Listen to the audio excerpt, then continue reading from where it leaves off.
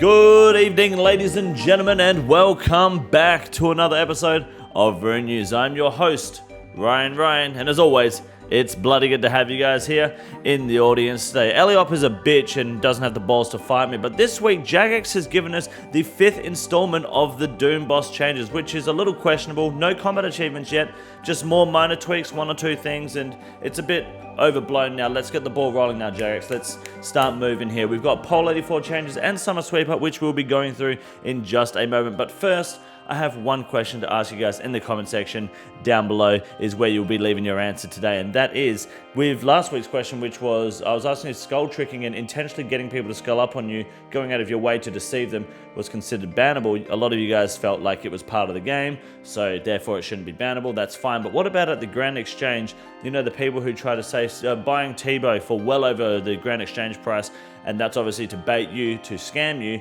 Should that be bannable? Should that be considered something that people should be losing their accounts and privileges for, considering it's scamming, or is that just part of the game as well? What do you think? Let me know in the comment section down below. Where do we draw the line on scamming and bannable offenses that are related to scamming? Leave your answer in the comment section down below for that one, ladies and gentlemen. It is great community engagement. I really appreciate the support. Hit the like and subscribe button while you're down there. It does wonders, and honestly, seeing everyone's opinion on whether it's bannable or not, whether it should be a scam, it's very interesting to see people's points of view and how popular it is that people are okay with these sort of scams in the game. It's quite interesting, to be honest. I love reading it, and you guys love typing it. So let me know what you think down below. Now we're going to go over the Oldschool Runescape update. My name is Ryan. You're watching Rune News, and this, ladies and gentlemen, is Rune News. This week's update is titled More Doom Tweaks, Pole 84, and Summer Sweep Up Changes. Now, we do have a brand new computer over here at King Condor & Co.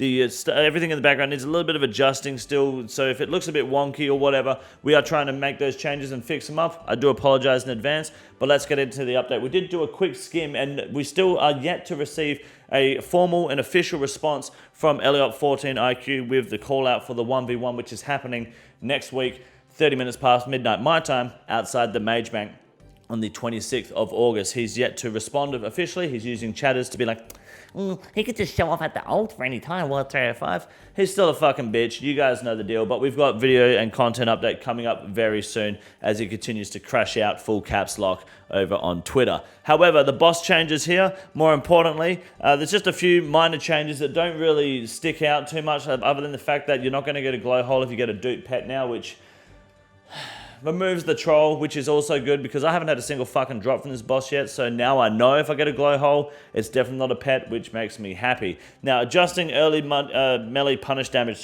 basically, if you were hitting the boss too quickly in the punish phase, there was a chance for it to stack up damage with the boulders coming out and then the Delve boss's normal auto attack. Now, the Delve boss's auto attack will always be the exact same projectile as the boulder attack that's coming to hit you.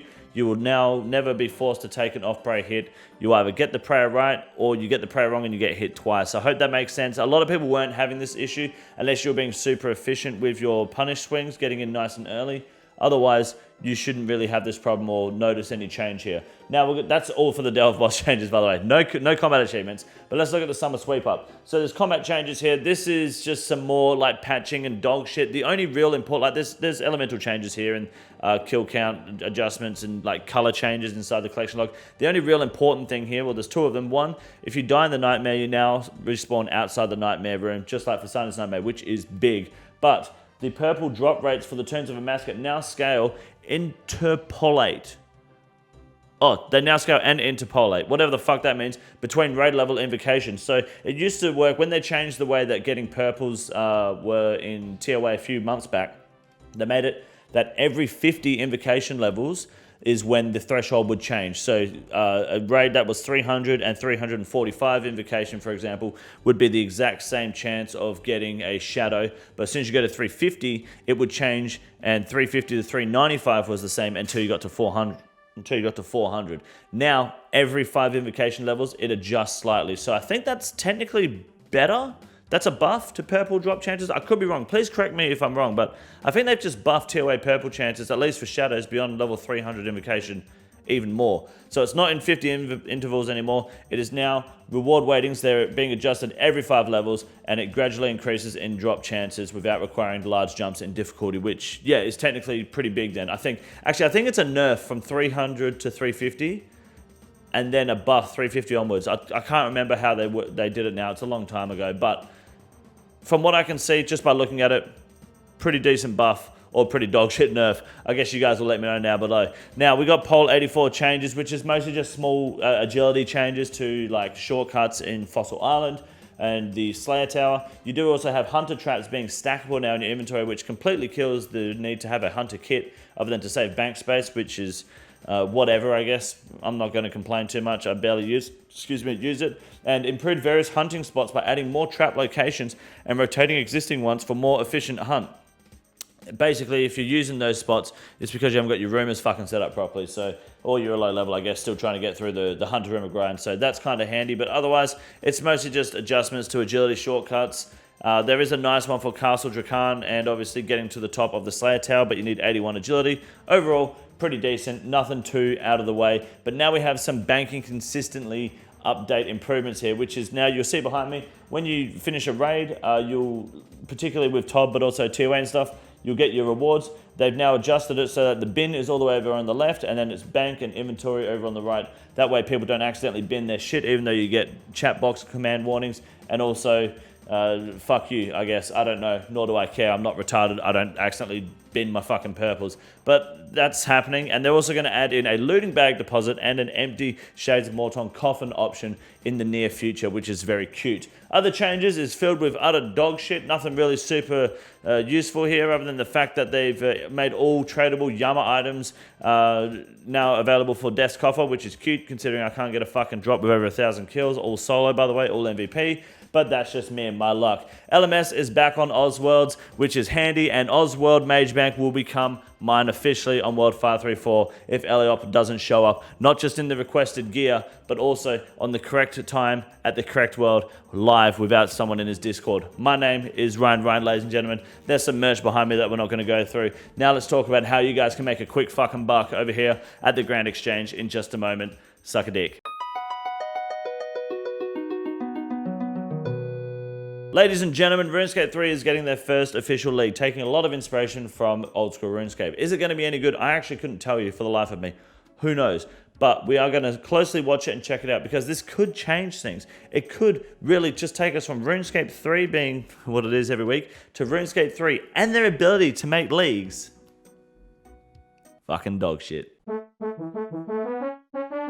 Good evening, ladies and gentlemen, and welcome back to the Grand Exchange segment for Rune News. My name is Wade Green, and this week the biggest rise is the Menophyte Remedy. Now, I'd recommend stocking up on these bad boys the best you can, because these are about to skyrocket as we have the final installment of the Vampire Questline coming in the start of 2026 and Raids 4. We are looking to see Overloads make it to the game eventually. Jagex has already told us Overloads will come to the main game eventually. Menophyte Remedies are the stepping stone to Overloads. They're going to go up and skyrocket in price and become the #1 way to be able to boost your combat stats in-game. Investing in these, in fact, investing in these a few days ago was probably the better play, but these are going to start slowly progressing up and up now over the next few months until we finally see that juicy Overload announcement and then drop into the game. So, Menophyte Remedies, start making them now, start holding them. Do not fucking sell them. Now, the Voidwaker Hilt, along with the whole Voidwaker itself and all counterparts, is taking a slight and slow decline as people are now realizing slowly, more and more, that there are less threats in the wilderness than they thought there were. The Mage Bank is open. The Mage Bank is free to access. Eliop, one of the most known PKs, getting in everyone's faces, being loud and obnoxious about how he kills people. Turns out he's just a punk bitch. Turns out he doesn't know what the fuck he's doing, and he's too scared to 1v1 anyone who's even mildly confident at clicking, which means the Voidwaker goes down in value because people are just farming it for free because, I mean, fuck it, the chains are off. It's not actually threatening to be in the wilderness anymore. Go farm it. Spindle, what's the other one? RTO and fucking Calvarion? Free farm for days, boys. Now, the Twisted Billington continues to be the #1 mega rare in the game at the moment in terms of value. Overtaking the Scythe still, holding a bit of value, but taking a slight dip as people we'll start to get less interested in the Doom and Delve boss until we see those combat achievements obviously come into the game. Unless there is a melee only Delve boss combat achievement, then boy oh boy, that Scythe is going to get a little bit of love with that fucking Inquisitor's armor, I tell you what. And of course, the slight incline in price for the Mole Slippers is the play. This is where we start to see a little bit of juice, a little bit of plateau, a little bit of time to fucking invest, because this time next week you may be able to make a few extra bucks. It may drop off. It depends on when the combat achievements come out for the Doom boss. We don't know. It's up in the air at the moment. Combat achievements come out, more people farm Delve boss gives out more boots, Mole Slippers go down, buy the Mole Slippers because then they fucking skyrocket. About this time next year, roughly, give or take a couple of months, maybe 12 months give or take, starting this time next year, you should see 30 mils per pair of Mole Slippers. Mark my fucking words or unsubscribe. My name is Wade Green, suck a fat cock, have a good night.